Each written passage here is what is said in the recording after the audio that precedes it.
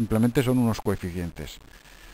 Y la distorsión, bueno, la diferencia entre el eje óptico y el eje que debería ser geométrico, eso lo corrige en este segundo término con otros dos coeficientes que son el P1 y el P2.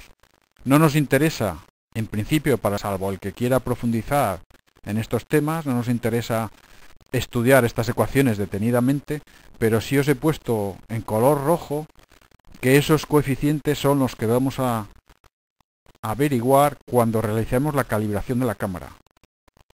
Y son muy importantes.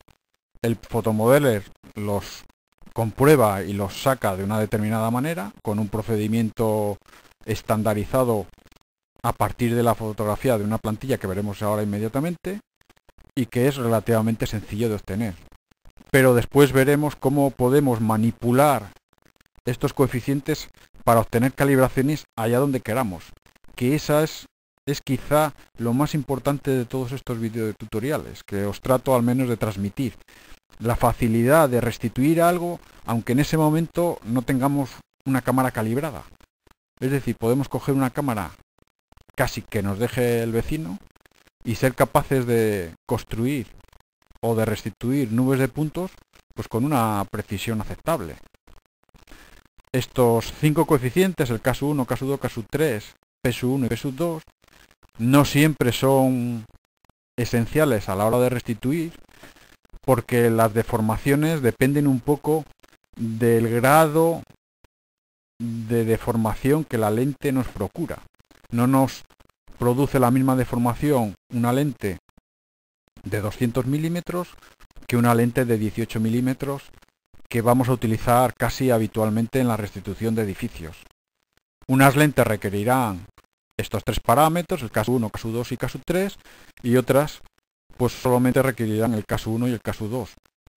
Veremos dentro de un momento que el fotomodeler por defecto el caso 3 no lo utiliza, pero nosotros le podemos obligar a que lo utilice. Y ese manejo y ese en cada momento saber cómo lo tenemos que hacer nos lo dicta un poco la experiencia, pero no tiene una complicación excesiva.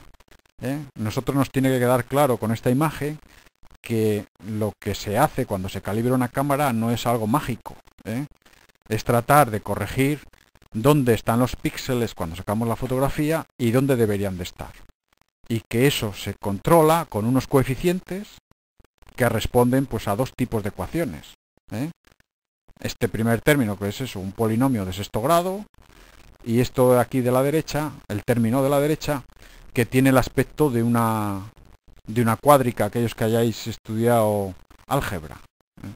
No tiene, estas ecuaciones no tienen mucha complicación, pero el determinar exactamente cuáles ecuaciones utilizar, eso digamos ya es parte de las matemáticas. Y el que quiera profundizar en estos temas, pues ya puede partir de este concepto general y después que hay muchísima bibliografía correspondiente a todo esto, que es lo que tenemos que, los que queramos desarrollar nuevos métodos, utilizar como principio.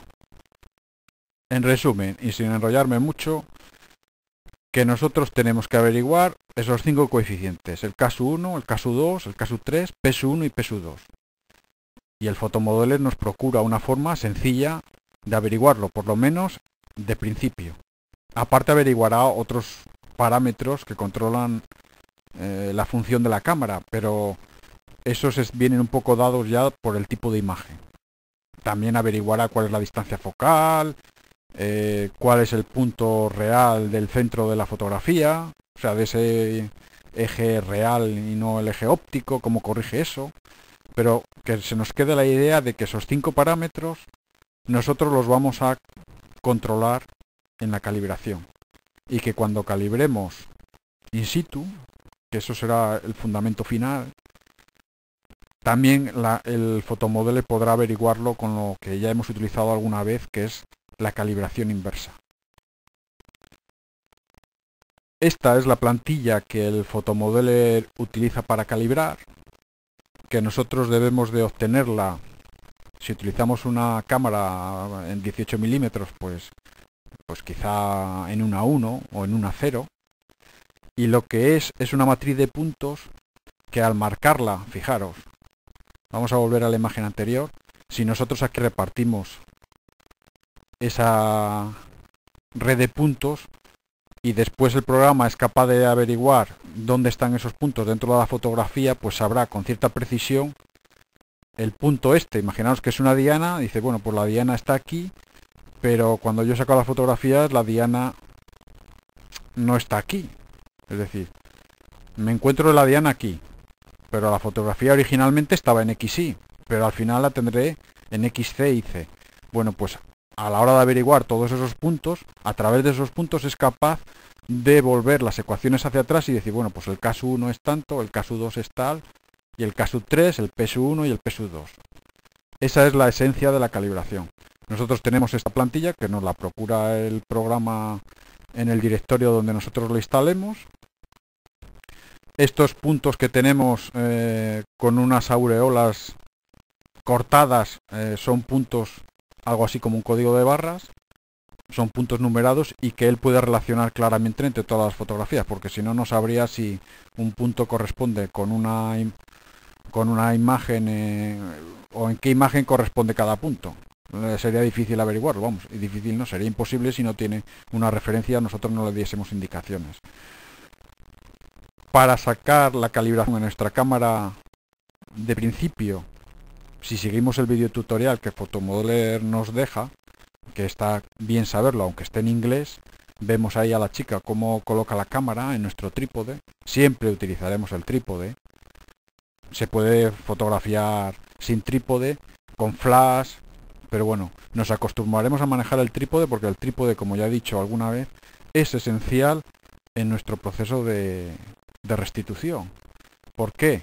Porque el último parámetro que nosotros vamos a controlar siempre en la cámara es la velocidad de disparo.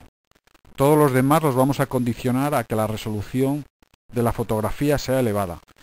Y el único que nos queda al final es la velocidad de disparo, que generalmente nos sale una velocidad lenta, por debajo de unos 60 segundos, estoy hablando. Y esa velocidad a pulso ya es muy difícil de conseguir que no se produzca halo en el movimiento, que el movimiento nos perjudicará.